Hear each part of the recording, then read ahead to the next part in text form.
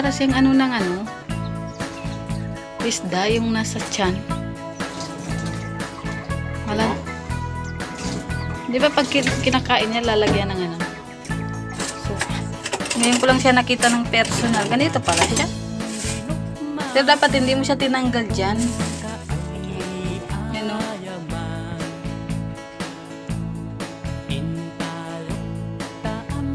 Hindi nalulutuin? Yun na. Kilawid niya na eh. Mga pang... Yan o, kalamansi. Yan o. Buksan mo. Ito.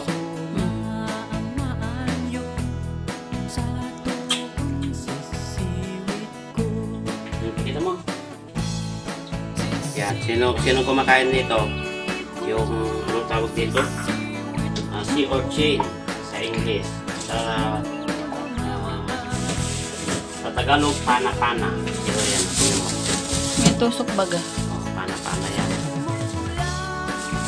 Binigay ni Grace. Ito na.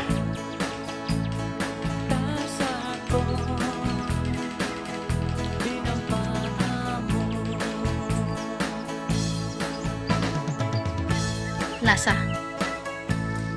Masarap. Talak. Hindi malansa, ilasa. Hindi. Mga may gusto lang nito. Masarap to, si Orchid. Gusto niyo pa? Mamaya na pag-uwi. May laman pa oh. Marumi na yan. Oh, hindi na yan pwede. Marumi yan. Baka kumakain ng ano yan, lab. Alam mo na. Kinakain dito. Damo.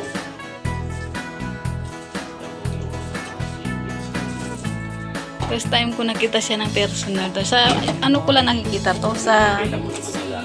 Hindi. Ay, buhay pa siya, lab. Oo. Yung gumagalo na nakakatakot. Parang lumabas yung aking mga balahibo. Ay. Balahibo ka ba? Oo, dito. Balahibo ka? May balahibo ka ba? Oo. Gumagalo pa siyang liit-lito. Alam ko mga ibon lang may balahibo sa Ay, kakaiba. ito, balahibo. Ibon lang sa kaisda. Meron baga dito sa itong mga kamay. May balahibo. Ako yung epekto ng ano, walang internet, guys. Ay. Dito na po kami napupunta ni Zero pag sa mga bundok.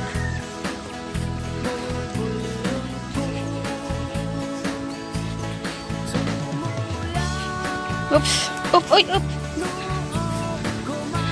Bilis ni Gilumax.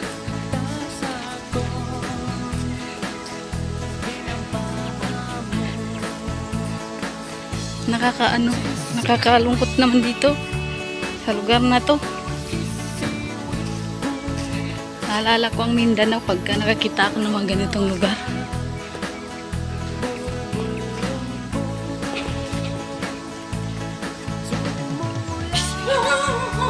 Hala, may aso, lab, may bantay.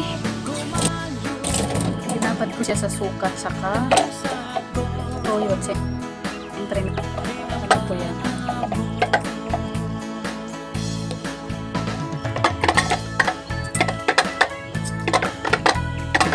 Sayang din kasi pag ano, puro isigang ko. Pag naubos na yung gulay, ayaw na ni Zero Max.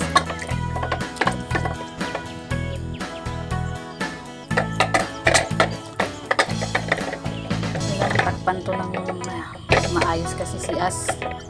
Nagkaano na si As ngayon. Nagkahalungkat na ng mga isda. Hindi tulad dati na wala siyang pakialam kahit iwan yung ulam dyan sa lamesa. Pero ngayon, di na pwede pagkatiwalaan ng pusa ko. Para bukas ko na.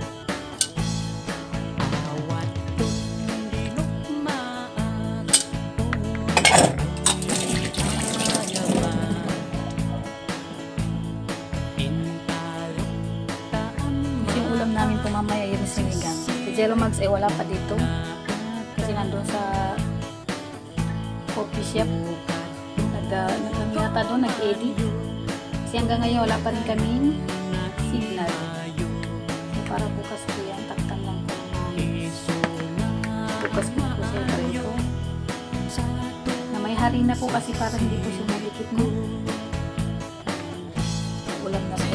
Isang bangus, dinner and lunch na po ang aming ulam. Isang bangus po ay dinner, tsaka lunch na po. May breakfast pa yun.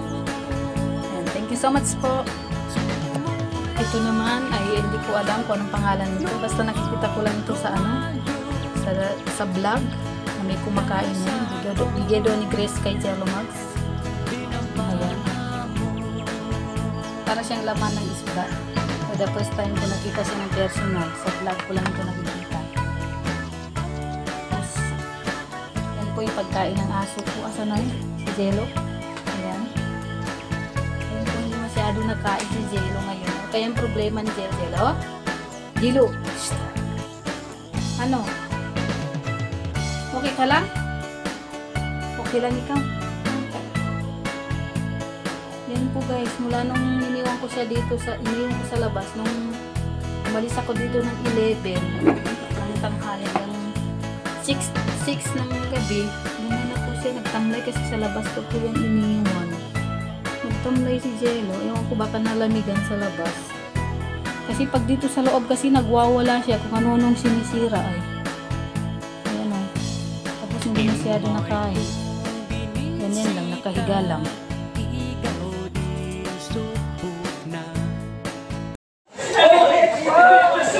Ano to? Kakaiba siya para sa nila? Ha? Hindi sa dagat talaga siya. Hindi naman siya yung susong ano. Hindi rin siya crab. Hindi. Ganyan talaga siya. Oo.